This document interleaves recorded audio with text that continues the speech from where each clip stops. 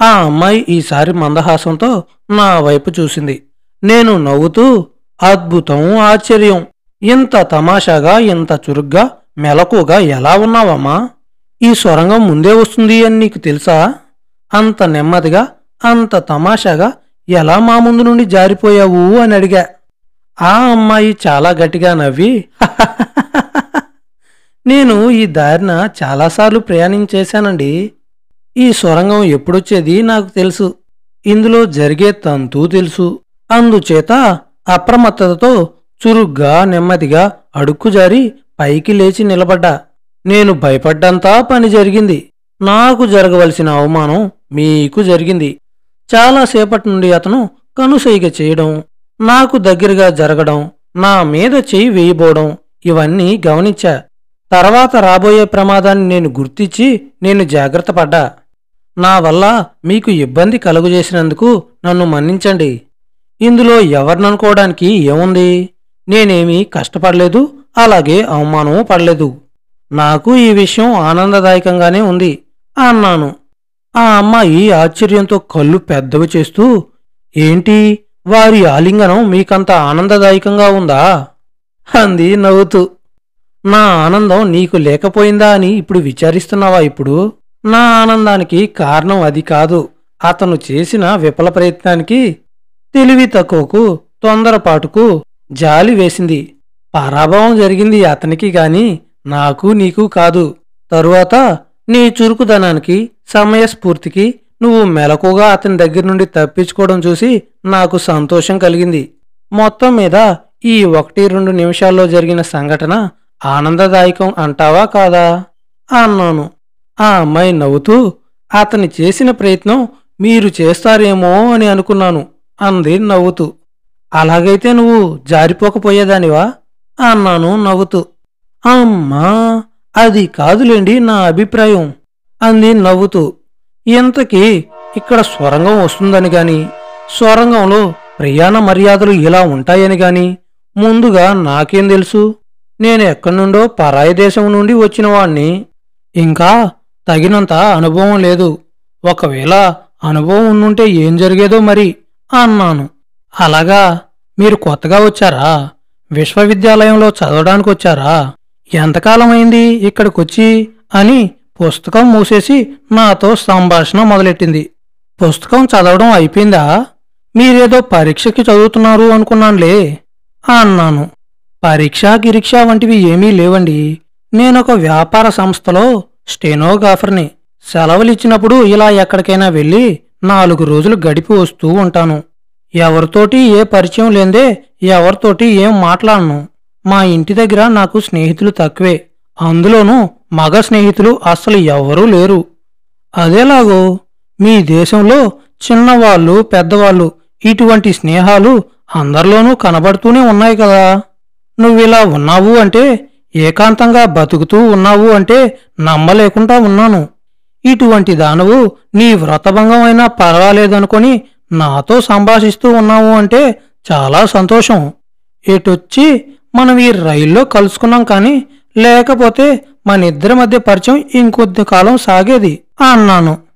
ఎంతకు మీరెక్కడికి వెళ్తున్నారు అంది. నేను లా క్రాంజా అనే గ్రామానికి వెళ్తున్నాను. ఇంకనే నేను అక్కడికే వెళ్తున్నాను. మనిద్దరి అభిరుచులు కలిసేటట్లే ఉన్నాయి. మీరన్నట్టు వీలును బట్టి మన పరిచయాన్ని అక్కడ వృద్ధి చేసుకోవచ్చు. మీరిక్కడేదైనా బస ఏర్పాటు చేసుకున్నారా అని అంది. లేదు, ఇక్కడ ఒక హోటల్ ఉందన్నారు. అందులో ఒక గది తీసుకుని అక్కడ గనక ప్రశాంతంగా ఉంటే వారం రోజులు ఇక్కడే ఉందాము అని వచ్చాను. అలాగా, ఎలాగైతేనేమి సాయంకాలానికి సముద్ర తీరానికి వస్తారు కదా, మనం అక్కడే కలుసుకోవచ్చు అని అంటూ ఉండగా మేము దిగవలసిన స్టేషన్ రాగానే అక్కడ దిగి ఎవరి దారిన వారం వెళ్ళిపోయాం. ఇక నేను వెళ్ళవలసిన హోటల్కి వెళ్ళి అక్కడ గది కావాలి అని అడిగాను.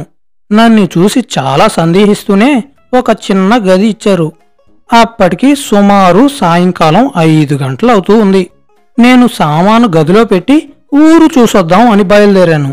అక్కడ ఇక్కడ తిరిగి కాసేపు సముద్ర పొడ్డున తిరిగి 7 గంటలకు మళ్ళీ హోటల్కు చేరుకున్నాను. నేను వెళ్ళేటప్పటికి మేనేజరు నౌకరు నన్ను చూసి కంగారు పడుతూ చాలా నమ్రతతో భయంతో నా దగ్గరకు వచ్చి, మమ్మల్ని మన్నించాలండి, మీకు ఇస్తామన్న గది మీకు ఇవ్వడానికి వీల్లేదు. అది వరకే మరొకరికి ఏర్పాటు అయ్యిందట. ఇక్కడ గది ఏమీ ఖాళీ లేదు. మీరు ఇంకొక చోట ఎక్కడైనా ప్రయత్నం చేసుకోండి అని అన్నాడు. వాళ్ళు చెప్పింది నిజం కాదు అని తెలుస్తూనే ఉంది. ఆ మాటే వాళ్ళతోటి అన్నాను కూడాను. మీరు చెప్పింది నిజం కాదు అని స్పష్టంగా మీ ముఖాలే చెప్తూ ఉన్నాయి. ఎందుచేతను గది ఇవ్వను అంటున్నారు? హోటల్కి వచ్చిన వాళ్ళకి గది ఇవ్వను అని చెప్పడానికి మీకు ఏం అధికారం ఉంది? ఇక్కడ ఇటువంటిదేదైనా వర్ణ వివక్షత ఉందా? అటువంటిది ఉంటే మీరు ముందే ఎందుకు అంగీకరించారు అని అంటూ దడదడా ఈ ప్రశ్నల పరంపర కురిపించేటప్పటికీ వాళ్ళు నిర్ఘాంతపోయారు.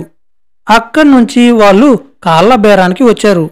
ఆ హోటల్లోనే ఇండియాలో రిటైర్డ్ అయిన ఆర్మీ పర్సన్ ఒకతను ఇక్కడ ఉంటున్నాడండి. ఆయన మీరు రావడం చూశారు.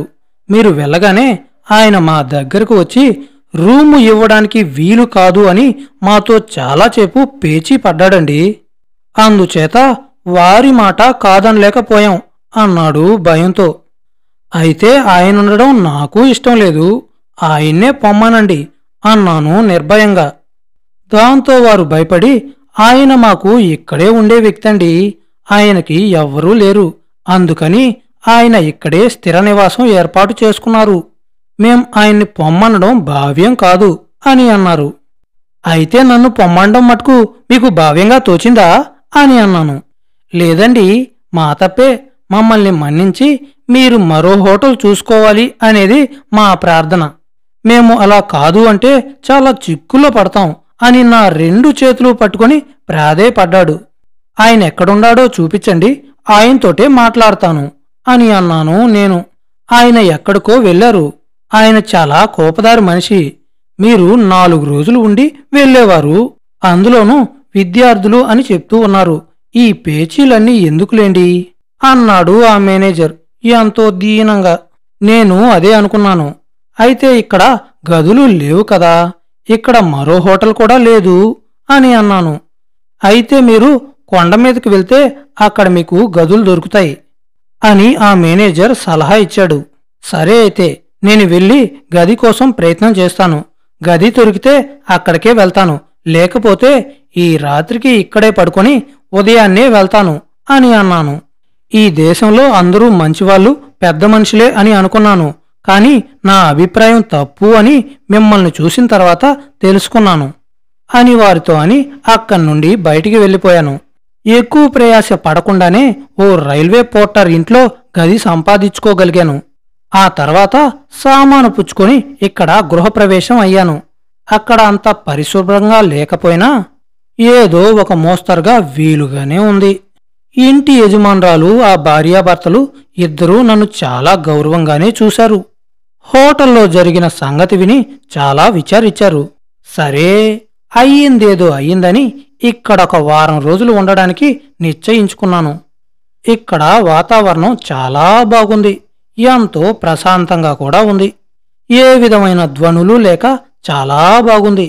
ఇక్కడిలా 4 రోజులు చాలా కులాసాగా గడిచింది. 1-2 సార్లు సముద్ర తీరాన రైల్లో నాతో పాటు ప్రయాణించిన అమ్మాయి కూడా కనబడ్డది. మేమెంతో కులాసాగా, హాస్యంగా, నేర్పుగా, నొప్పింపగా, తానొంపగా అంటూ ఎన్నో కబుర్లు చెప్తూ వచ్చింది. ఆ రోజు రాత్రి నేను బసలోకొచ్చి భోజనం చేసిన తర్వాతను ఒక చిన్న తమాషా జరిగింది. అందరికీ చెప్పవలసిన విషయం కాదు, కాని చెప్పవలక తప్పదు కనుక చెప్పవలసి వస్తుంది. నాకు మలబద్ధకం ఉండేది. చాలాసేపు దొడ్లో కూర్చోవలసి వచ్చేది. ఉదయానైతే తక్కిన వారందరికీ ఇబ్బందిగా ఉంటుందని నా కార్యక్రమం రాత్రే వెళ్లడం అలవాటు చేసుకున్నాను. అయితే ఇక్కడి వారు ఆ సంగతి కనిపెట్టినట్టుంది. ఇక్కడ ఉన్న ఇబ్బంది ఏంటంటే, రెంటికి వెళ్లడానికి ఇంటివారి వంటగది లోపల నుండి వెళ్ళాలి. నేను రోజూ ఇలా వెళ్లేటప్పటికి వాళ్ళు భోజనాలు చేసుకుని అన్ని పనులు ముగించుకుని భార్యాభర్తలిద్దరూ కబుర్లు చెప్పుకుంటూ నా రాకపోకలు నవ్వుతూ గమనిస్తూ ఉండేవారు. ఆ గదిలో కుళాయి లేని కారణాన నేనొక చిన్న జిగ్గులో మంచినీరు తీసుకుని వెళ్ళేవాణ్ణి, సాధ్యమైనంత వరకు వాళ్ళకి కనబడకుండా. యజమానురాలు గారు ఎప్పుడో ఇది కనిపెట్టి భర్తతోటి చెప్పింది. దానిపైన నేను నీళ్లు ఎందుకు తీసుకువెళ్తున్నానో అని 2 రోజులు తర్జన భర్జన చేసుకున్నారు. ఏమీ తెలుసుకోలేకపోయారు. నాకేదైనా సుఖవ్యాధులేమైనా ఉన్నాయేమో, అందుకోసం నీళ్లు లోషను తీసుకువెళ్తున్నానేమో అని అనుకున్నారు. అదే గనక నిజమైతే నన్నిక్కడ ఉంచడం మంచిది కాదు అని ఆ రాత్రి నేను నా కాలకృత్యాలు తీర్చుకుని వస్తూ ఉంటే నన్ను పట్టుకుని కూర్చోమన్నారు. ఏమిటి నాకు ఈవేళ ఈ మర్యాద అని నా చేతిలోని పాత్ర పక్కన పెట్టి అక్కడ కూర్చున్నాను. ఇక ఆ తర్వాతేమైంది అనేది తర్వాత ఎపిసోడ్లో తెలుసుకుందాం.